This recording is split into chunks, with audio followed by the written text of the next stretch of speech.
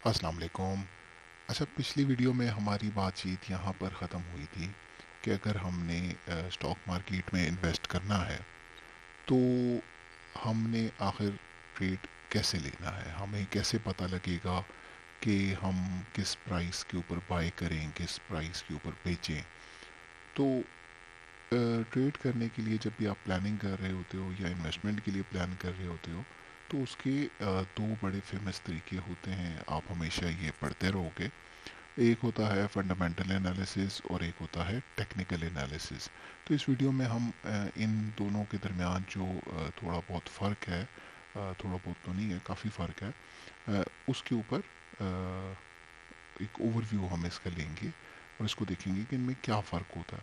अच्छा, जब हम फंडामेंटल एनालिसिस की बात करते हैं तो बेसिकली फंडामेंटल्स इसको कहते हैं कि जो जो भी कंपनी है जिसको आप बाई करना चाह रहे हो उसकी जो कंपनी की स्टेटस है, वो कैसा है, उसकी इनकम कैसी है, वो उसके ऊपर कर्जे कितने हैं, उनके ऊपर एसेट्स कितने, उनकी एसेट्स कितने हैं, उनके कंपिटिटर्स कौन हैं, जो कंपिटिटर्स हैं उनको क्या एजेस हासिल हैं, क्या एज हासिल नहीं है, कहाँ पर इनको एज मिल रहा है।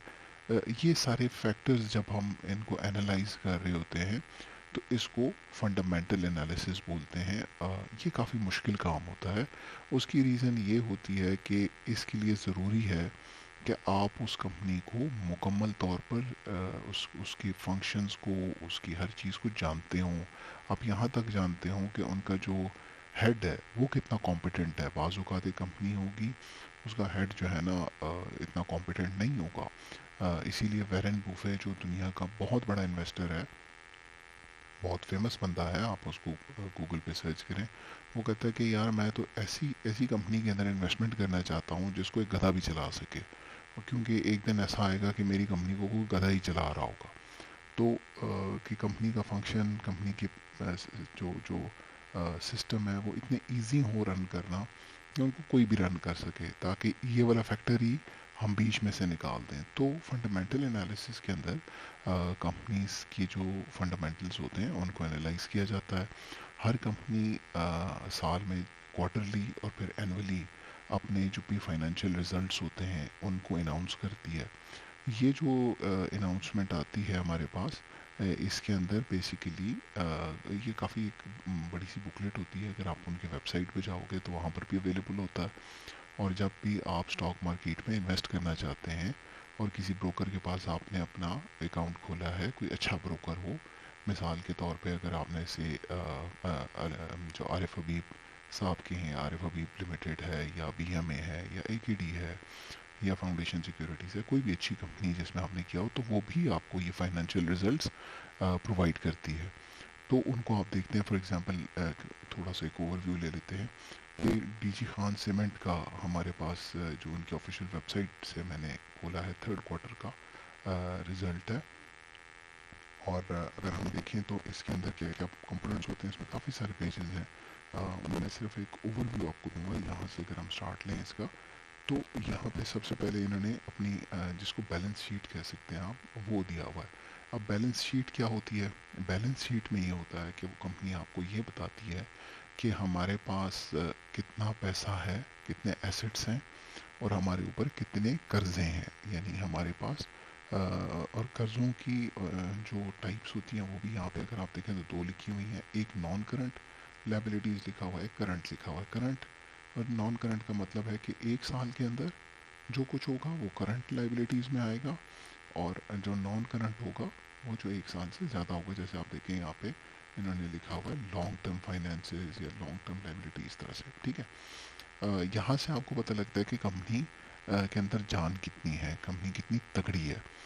मगर सिर्फ ये काफ़ी भी नहीं है, आपने नेक्स्ट पे ये देखना होता है कि जैसे अगर हम नेक्स्ट पेजेस पे जाएं, यहाँ पर आएँ, तो ये है प्रॉफिट और लॉस स्टेटमेंट।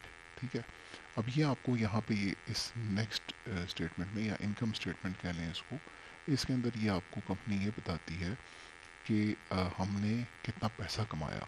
बैलेंस शीट में तो वो सिर्फ आपको ये बता रहे हैं कि हमारे पास एसेट्स कितने हैं और हमारे पास लाइबिलिटीज़ कितनी है। यहाँ पर वो आपको ये बताते हैं कि हमारे पास जो हमारा प्रॉफिट था वो कितना था। अब यहाँ पे देखें ग्रॉस प्रॉफिट इनका इतना था, फिर इसके अंदर से ये अपने खर्चे मज़ीद माइनस करते चले गए।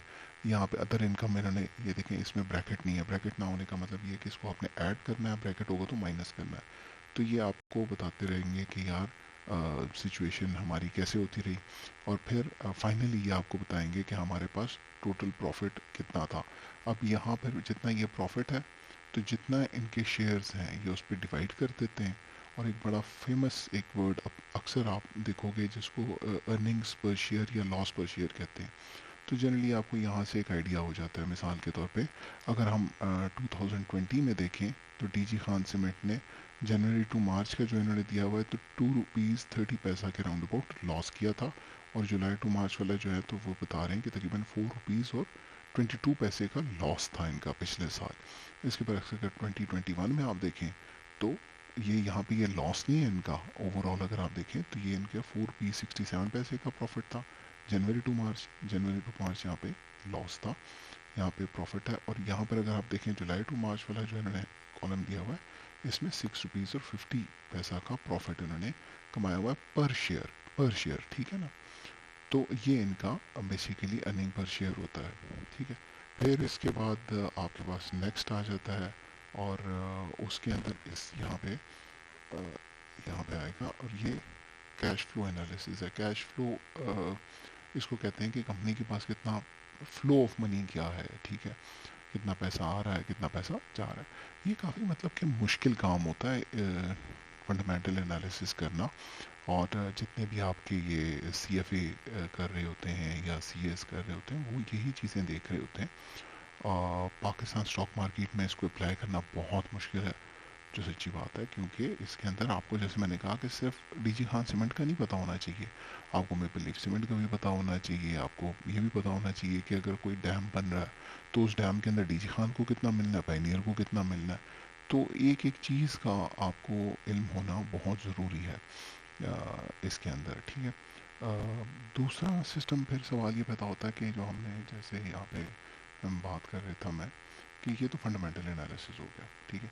अब नेक्स्ट है टेक्निकल एनालिसिस। अब टेक्निकल एनालिसिस क्या होता है? जो कोर्स मैंने बनाया है, जो मैं आप लोगों को बताऊंगा, जो वीडियोस बनाऊंगा, वो टेक्निकल एनालिसिस के ऊपर ही फोकस करेंगी। तो टेक्निकल एनालिसिस बेसिकली हम प्राइस मूवमेंट को देख रहे होते हैं। मिसाल के तौर पे अगर हम यहाँ पे आके देखें, ये SCS ट्रेड वालों ने फ्री में दिया हुआ है रियल टाइम चार्टिंग, ठीक है। SCS ट्रेड भी एक अच्छी ब्रोकरेज फर्म है। बाकी अगर आप के जो AKD वाले या आरिफ हबीब वालों ने भी अपने उसके अंदर ये चार्ट्स दिए थे। अब ये अगर आप गौर करें तो ये कुछ कुछ काफ़ी सारी इंफॉर्मेशन है जो आपको इस चार्ट के ऊपर नज़र आ रही है। अच्छा, ये एक एक कैंडल जो है ना, ये हमने यहाँ पे डी नज़र आ रहा है हमें, ये डी का मतलब डेली। ये एक एक दिन की मूवमेंट दिखा रहा है हमें, कि यानी यहाँ पे ओपन हुआ, ठीक है, यहाँ पे क्लोज हुआ, और रेड कैंडल का मतलब है कि यहाँ पे ओपन हुआ और नीचे गिरा, ठीक है। तो ये एक मुकम्मल हमें इस चार्ट के ऊपर पता लग रहा है कि प्राइस ने कैसे मूव किया है। बेसिकली यहाँ पे ये तो प्राइस का तो नहीं है, KC 100 इंडेक्स का है। अगर हम इसको थोड़ा सा यहाँ से यूँ करेंगे तो ये है हमारे पास प्राइस मूवमेंट, ठीक है। ये प्राइस मूवमेंट हमें कई सारी चीज़ें बता रही होती है। फिर इसके साथ साथ कुछ इंडिकेटर्स होते हैं। अगर आप उन इंडिकेटर्स को भी साथ में ऐड कर लो, जैसे MACD हो गया, या मिसाल के तौर पे RSI हो गया, बड़ा कॉमनली ये यूज़ होते हैं। तो वो भी आपके जो इस चीज़ की एनालिसिस है उसको फेवर देते हैं। अब इसमें बड़े सिंपल सी एक बात है कि आप इसमें जो है ना, एक तरफ सपोर्ट रेजिस्टेंसेस आप अक्सर सुनोगे कि जी सपोर्ट किधर है, रेजिस्टेंस किधर है। अब मिसाल के तौर पे अगर हम देखें, हम यहाँ से रफली ड्रॉ करें, ठीक है, ये हमने एक ड्रॉ किया, ठीक है। तो अगर गौर करें आप, यहाँ पर जब प्राइस यहाँ से मूव करती करती यहाँ पे आके टकराई, तो ये जो जोन था ये हमारे लिए एक रेजिस्टेंस का काम कर रहा था।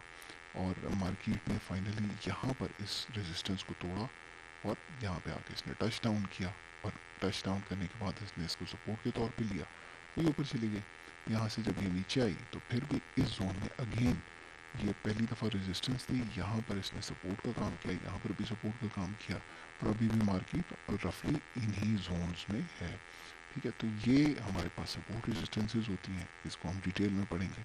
फिर हमारे पास एक आ जाता है जनाब आपका ट्रेंड लाइन। ठीक है, अक्सर जिन लोगों को इतना नॉलेज नहीं होता वो ट्रेंड लाइन से ऐसे ऐसे ड्रॉ करना शुरू कर देते हैं। एक लाइन यहाँ से यूँ करके ड्रॉ कर देंगे, एक लाइन जो है ना टेढ़ी मेढ़ी सी यूँ करके ड्रॉ कर देंगे। ठीक है, ऐसे ड्रॉ कर देंगे। ट्रेंड लाइन को भी ड्रॉ करने का तरीका होता है। ट्रेंड लाइन का एक सिंपल मतलब तो यह है कि जो ट्रेंड है, ठीक है, जो ट्रेंड है आप उसको फॉलो कर रहे होते हो। कि मिसाल के तौर पे अगर हम यहाँ पे ड्रॉ करें, ये एक ट्रेंड चल रहा था, हमने देखिए लोज को ऐसे ऐसे फॉलो किया, अगर आप गौर करें, और ऐसे इसको हमने एक्सटेंड किया, तो ये ट्रेंड चल रहा था यहाँ पे, और इस ट्रेंड ने इस यहाँ पे आके इसको वायलेट किया, अपने जो प्राइम ट्रेंड था। और जब हमने यहाँ पे इसने इस प्राइम ट्रेंड को वायलेट किया, तो फिर इसी जगह के साथ साथ ऊपर जाके इसने इसको एज अ रेजिस्टेंस भी टच किया और नीचे आना शुरू हुआ। तो ये ट्रेंड लाइन है। फिर इसके साथ कुछ इंडिकेटर्स होते हैं, वो आपको बड़ा वैल्यूबल इंफॉर्मेशन दे रहे होते हैं, जैसे RSI या मैकडी है। अगर हम यूँ देखें, ये मैकडी को हमने रखा हुआ है यहाँ पे, RSI हमें नज़र आ रहा है। अब अगर आप गौर करें तो इसमें जो एक बड़े मज़े की चीज़ हमें फील हो रही है वो ये है कि यहाँ पर अगर आप गौर करें इस पर्टिकुलर स्पेस पे,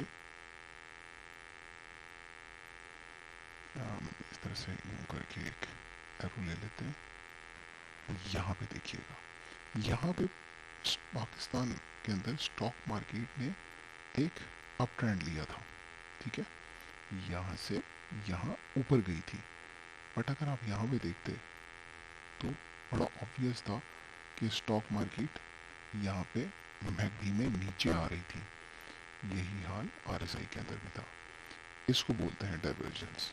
ठीक है, अब डाइवर्जेंस का, और ये बेरिश डाइवर्जेंस है कि प्राइस तो या मार्केट तो ऊपर जा रही है, इंडिकेटर नीचे आ रहा है, मगर डाइवर्जेंस का क्या मतलब होता है, इसके ऊपर हम एक वीडियो बनाएंगे, उसमें हम बात करेंगे कि क्या डाइवर्जेंस का मतलब ये था कि हम यहाँ पे इसको शॉर्ट सेल कर देते। अच्छा, अगर हम इसको यहाँ पे शॉर्ट सेल कर भी देते इस पर्टिकुलर जगह में, इन जगहों में कहीं, तो अल्टीमेट, और हम जैसे कि हम लोगों की पाकिस्तान में आदत है कि हमने कवर तो करना नहीं होता, तो हमें तो अल्टीमेटली लॉस होना था यहाँ पे। ठीक है, क्योंकि यहाँ पे इस डाइवर्जेंस ने अपने आप को ख़त्म कर दिया था। तो डाइवर्जेंस का क्या मतलब होता है, तो ये सारी चीज़ें टेक्निकल एनालिसिस के अंदर देखी जाती हैं, सपोर्ट्स देखी जाती हैं, रेजिस्टेंसेस देखी जाती हैं, ट्रेंड्स देखे जाते हैं, कुछ इंडिकेटर्स देखे जाते हैं, ये फिर कुछ पैटर्न्स होते हैं वो देखे जाते हैं। तो ये बेसिकली इस सारे के अंदर इसके ऊपर हम वीडियोस बनाएंगे। इसका फ़ायदा एक बड़ा ये होता है कि जो आपका टेक्निकल एनालिसिस है, ये सिर्फ और सिर्फ स्टॉक मार्केट तक लिमिटेड नहीं है।